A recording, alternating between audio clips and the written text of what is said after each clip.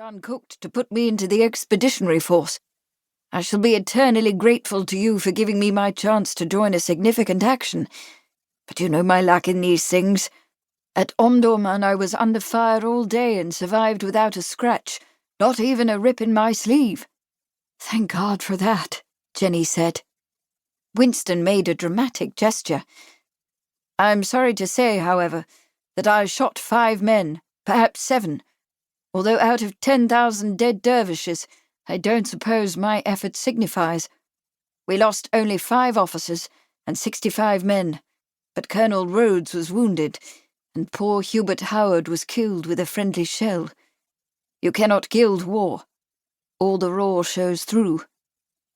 He smiled faintly. "But I intend to settle down to writing another history. The War for the Waterway, I'm calling it. You can read all the glorious details there." "I can wait," Jennie said. "War is not my favorite subject.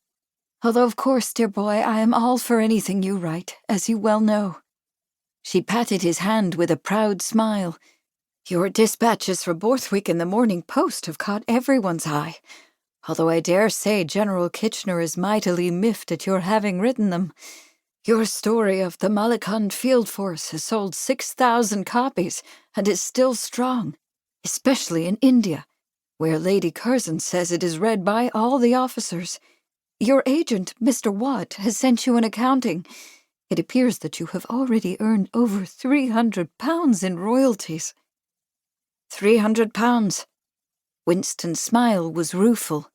"That's more than I would receive in 4 years as a subaltern, and the writing was done in a few weeks. As for Kitchener, I don't care a fig for what he thinks of the Post-Dispatches. The glorious victory at Omdurman was disgraced by the slaughter of the wounded, for which he alone must be held to account. He may be a general, but never a gentleman."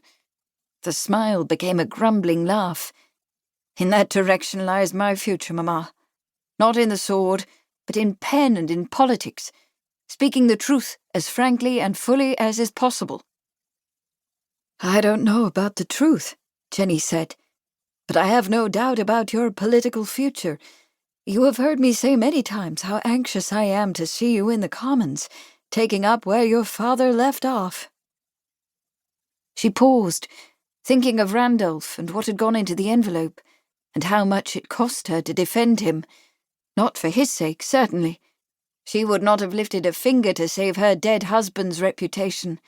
But for Winston's, she would stop at nothing, to enable Winston to fulfill the promise of leadership she knew he possessed. He knew this, but he also needed to know that she counted on him to help. "I am very glad to see you earning something by your writing," she said quietly.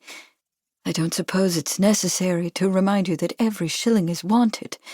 I fear that we are in dire straits." There was a moment's silence. Winston bit his lip, while Jennie reflected on the grim truth of her words. Randolph had died nearly 3 years before, leaving an estate of some £75,000. After his debts were paid, the remainder was put in trust for the boys, Winston and Jack.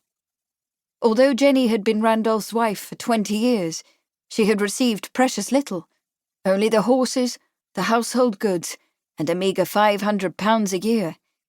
It was all she would ever get of the Marlborough millions, for the old Duchess would leave no more than a token to Jennie, whose American forthrightness she had never appreciated, or Jennie's boys, of whom she was none too fond. Randolph's slim legacy, added to the annual $10,000 Jennie received from the rental of her father's Manhattan mansion, was her entire income.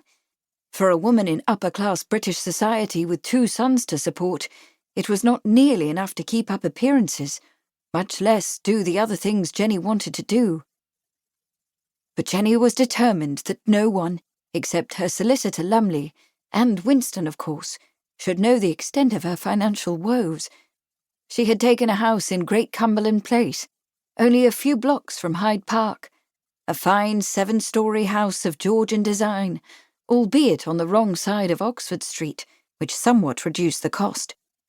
She had planned to economise on the furnishings and refurbishments, but the whole thing had needed painting, and hot water and electric light.